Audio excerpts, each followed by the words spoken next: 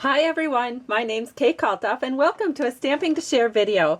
Today I'm going to show you how to make this really cute cupcake card. It uses a brand new stamp set from the new catalog that debuted in June, and that stamp set is called Peace, Love, and Cupcakes. Now I don't know about you, but sometimes I'll see a stamp set and I'll just think, oh, I've got to have that, and then I buy it and then it seems like, oops, I have so many things to play with that I don't get to everything right away. So that was one of these sets. I bought it right away and I haven't played with it until now. I'm a little embarrassed to admit that, but I'm sure you understand. So this is the Peace Love Cupcake stamp set, and then I also purchased Remembering Your Birthday. Now this has been in the catalog a little bit longer, but I thought it works so great with the cupcake because it says, "Today calls for something pink with sprinkles on top." And I love that because it matches the cupcake. So I will show you how to create this card. Now the first thing that you're going to need is a piece of Blushing Bride cardstock.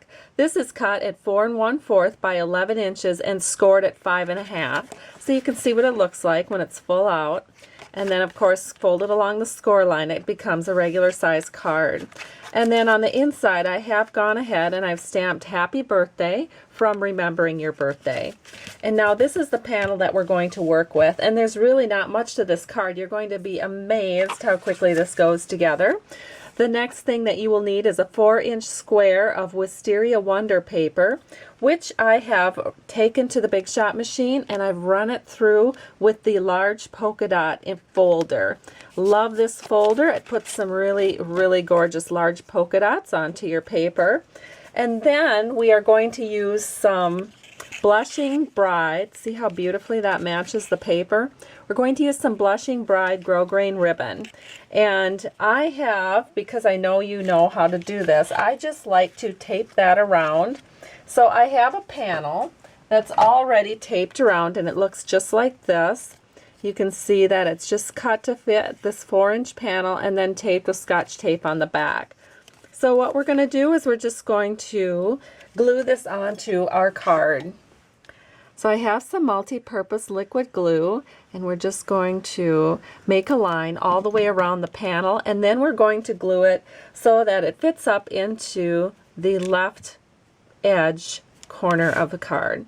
So it will fit in so all 3 of these edges are even. And then the next thing we're going to do is we're going to create our panel that goes down here.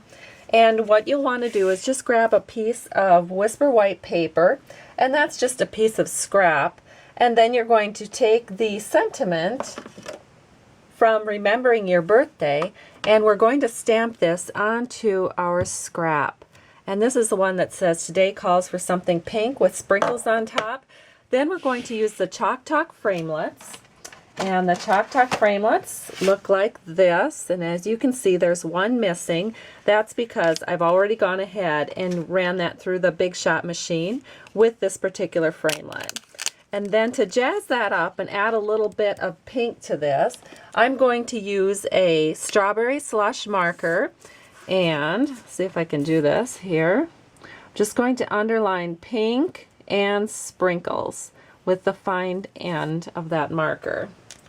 And then all we have to do is add a couple of dimensionals to the back, and I think we'll just put one here and one here, and then take off those dimensionals, and we're just going to layer this along the bottom edge of our card, right about like this.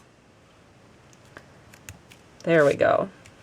And then the next thing to do is to stamp our cupcake. So I have another piece of Whisper White scrap, and then I've got my little cupcake from Peace, Love, and Cupcakes, and I'm going to use baked brown sugar with a marker on the bottom edge, or on the cupcake part of the cupcake.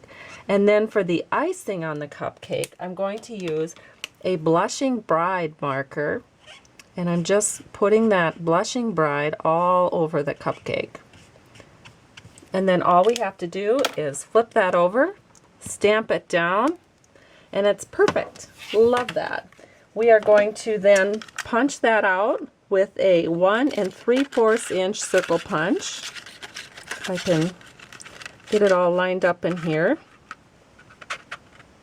It's always handy to turn your punch upside down so you can see exactly what you're doing.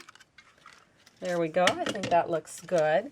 And then using a marker, again using the strawberry slush marker, and you can either use the fine tip or the wider tip. And I think the fine tip looks kind of nice. Wherever there's a white dot, just go ahead and using that fine tip end of the marker, make a little sprinkle.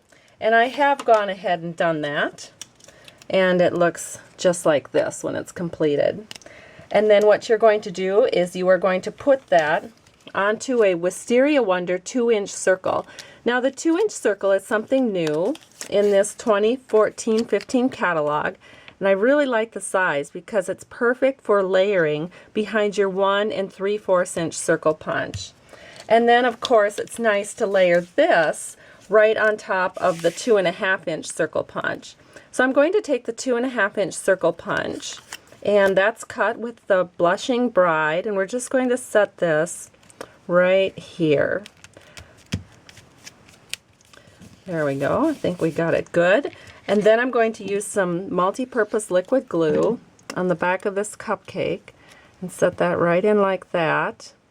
And then for the finishing touch, all we need to add is a bit of ribbon. So I have some Wisteria Wonder seam binding ribbon, and I just put a couple of glue dots on the back, and we can just set that. You want to make sure that your sentiment isn't covered up, so you can set that right in there so it kind of frames the sentiment, and our card is done.